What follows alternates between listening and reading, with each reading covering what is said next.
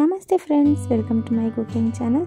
ಇವತ್ತಿನ video special ಏನಪ್ಪ ಅಂದರೆ ತುಂಬ ಟೇಸ್ಟಿಯಾಗಿರುವಂತಹ ಮಶ್ರೂಮ್ ಗ್ರೇವಿ ರೆಸಿಪಿ. ತುಂಬಾ ಈಸಿಯಾಗಿ ಮಾಡ್ಬೋದು, ಹಾಗೆ ಅಷ್ಟೇ ಟೇಸ್ಟಿಯಾಗಿ ಕೂಡ ಇರುತ್ತೆ.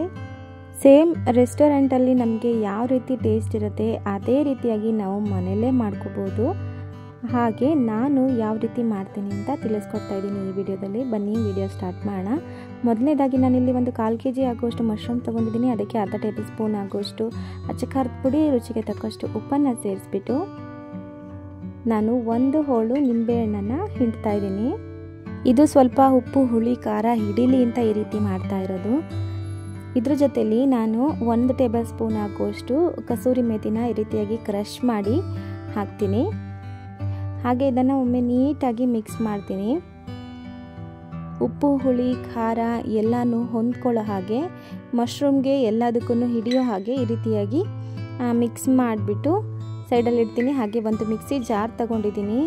ಅದಕ್ಕೆ ನಾನಿಲ್ಲಿ 3 ಬ್ಯಾಡಗಿ ಮೆಣಸಿನಕಾಯಿ ಹಾಕ್ಕೊಂಡಿದ್ದೀನಿ ಕಲ್ಲರ್ಗೆ. ಹಾಗೆ 5 ಬಾದಾಮು, ಶುಂಠಿ ಬೆಳ್ಳುಳ್ಳಿ ಎರಡನ್ನು ಹಾಕ್ಕೊಡ್ತಾ ಇದ್ದೀನಿ.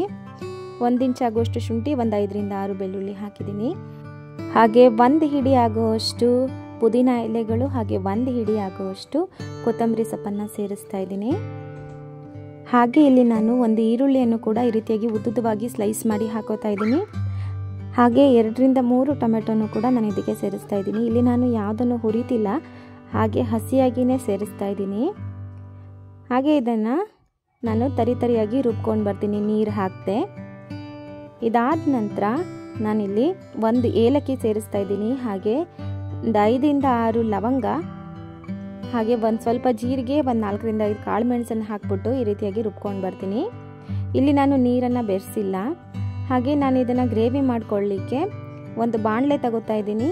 ಹಾಗೆ 5 ರಿಂದ 6 ಟೇಬಲ್ ಸ್ಪೂನ್ ಆಗುವಷ್ಟು ಅಡುಗೆ ಎಣ್ಣೆ ಸೇರಿಸ್ತಾ ಇದ್ದೀನಿ. ಮೊದಲಿಗೆ ಮ್ಯಾರಿನೇಟ್ ಮಾಡಿ ಇಟ್ಟಿದ್ದ ಮಶ್ರೂಮನ್ನು ಸೇರಿಸ್ಬಿಟ್ಟು ನಾನಿಲ್ಲಿ 2 ರಿಂದ 3 ನಿಮಿಷಗಳ ಕಾಲ ಫ್ರೈ ಮಾಡ್ಕೋತೀನಿ.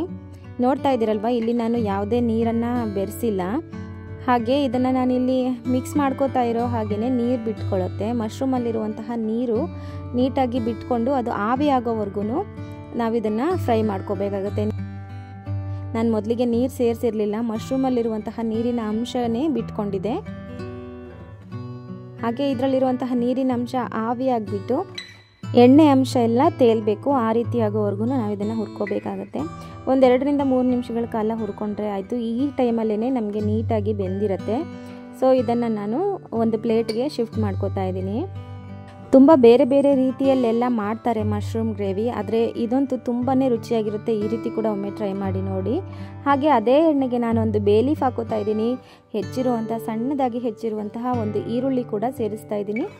ಈರುಳ್ಳಿ ಸ್ವಲ್ಪ ಎಣ್ಣೆಯಲ್ಲಿ ಫ್ರೈ ಆಗಬೇಕು, ಗೋಲ್ಡನ್ ಬ್ರೌನ್ ಆಗಬೇಕು.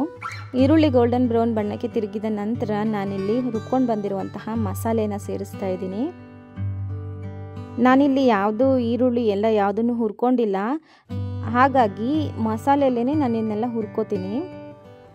ನೀಟಾಗಿ ಅದರ ಹಸಿ ಘಮ ಹೋಗೋವರೆಗೂ ಹುರ್ಕೋಬೇಕಾಗತ್ತೆ. ಎಷ್ಟು ಬೇಕೋ ಅಷ್ಟು ನೀರನ್ನು ಹಾಕ್ಕೊಂಡು, ಹಾಗೆ ಇಲ್ಲಿ ಅರ್ಧ ಟೇಬಲ್ ಸ್ಪೂನ್ ಆಗುವಷ್ಟು ಅಚ್ಚ ಖಾರದ ಪುಡಿ, ಅರ್ಧ ಟೇಬಲ್ ಸ್ಪೂನ್ ಆಗುವಷ್ಟು ಧನಿಯಾ ಪೌಡರ್, ಹಾಗೆ 1/4 ಟೇಬಲ್ ಸ್ಪೂನ್ ಆಗುವಷ್ಟು ಅರಿಶಿಣ ಪುಡಿ, ಅರ್ಧ ಟೇಬಲ್ ಸ್ಪೂನ್ ಆಗುವಷ್ಟು ಮೆಣಸಿನ ಪುಡಿ ಹಾಕ್ತಾ ಇದ್ದೀನಿ. ಅರ್ಧ ಟೇಬಲ್ ಸ್ಪೂನ್ ಆಗುವಷ್ಟು ಗರಂ ಮಸಾಲ ಸೇರಿಸ್ತಾ ಇದ್ದೀನಿ. ರುಚಿಗೆ ತಕ್ಕಷ್ಟು ಉಪ್ಪನ್ನು ಸೇರಿಸ್ಬಿಟ್ಟು ನಾನು ಇದನ್ನು ಮಿಕ್ಸ್ ಮಾಡ್ಕೊಂಡು ಬರ್ತೀನಿ. ಹಾಗೆ ಸ್ವಲ್ಪ ಸಕ್ಕರೆನ ಸೇರಿಸ್ತೀನಿ. ಇದೆಲ್ಲದರ ಘಮ ಬಿಟ್ಕೊಳ್ಳೋವರೆಗೂ ನಾವು ಇದನ್ನು ಹುರ್ಕೋಬೇಕಾಗತ್ತೆ. ಇದು ಸ್ವಲ್ಪ ಕುದಿ ಬಂದ ನಂತರ ನಾನಿಲ್ಲಿ ಹುರಿದಿಟ್ಟಿರುವಂತಹ ಮಶ್ರೂಮನ್ನು ಸೇರಿಸ್ತೀನಿ.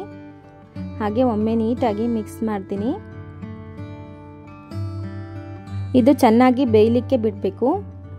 ನೋಡಿ, ಈ ರೀತಿಯಾಗಿ ನೀಟಾಗಿ ಹೊಂದ್ಕೊಳ್ಳೋ ಹಾಗೆ ನಾನು ಇದನ್ನು ಮಿಕ್ಸ್ ಮಾಡ್ತೀನಿ. ಹಾಗೆ ಚೆನ್ನಾಗಿ ಒಮ್ಮೆ ಕುದಿಸ್ಬಿಟ್ಟು ಸ್ಟವ್ ಆಫ್ ಮಾಡ್ಕೋತೀನಿ. ತುಂಬಾ ಈಸಿಯಾಗಿ ಮಾಡ್ಕೋಬೋದಾಗಿರುವಂತಹ ಮಶ್ರೂಮ್ ಗ್ರೇವಿ ರೆಸಿಪಿ ಇದು ಚಪಾತಿ ಜೊತೆ, ಪೂರಿ ಜೊತೆ, ನಾನ್ ಜೊತೆ, ರೋಟಿ ಜೊತೆ ತುಂಬಾ ಚೆನ್ನಾಗಿರುತ್ತೆ. ನಾನು ಚಪಾತಿ ಜೊತೆ ಸರ್ವ್ ಮಾಡ್ಕೋತಾ ಇದ್ದೀನಿ. ಹಾಗೆ ನೀವು ಕೂಡ ಒಮ್ಮೆ ಇದೇ ರೀತಿಯಾಗಿ ಟ್ರೈ ಮಾಡಿ ನೋಡಿ. ಹೇಗೆ ಬಂತು ಅಂತ ನನಗೆ ಕಾಮೆಂಟ್ ಸೆಕ್ಷನಲ್ಲಿ ತಿಳಿಸಿ. ಹಾಗೆ ಈ ವಿಡಿಯೋ ನಿಮಗೆ ಇಷ್ಟ ಆಗಿದ್ದರೆ ಲೈಕ್ ಮಾಡಿ, ಶೇರ್ ಮಾಡಿ, ಕಾಮೆಂಟ್ ಮಾಡಿ. ಹಾಗೆ ನನ್ನ ಚಾನಲ್ನ ಸಬ್ಸ್ಕ್ರೈಬ್ ಆಗೋದನ್ನು ಮರಿಬೇಡಿ. ಮುಂದಿನ ವಿಡಿಯೋದಲ್ಲಿ ಸಿಗೋಣ. Thank you.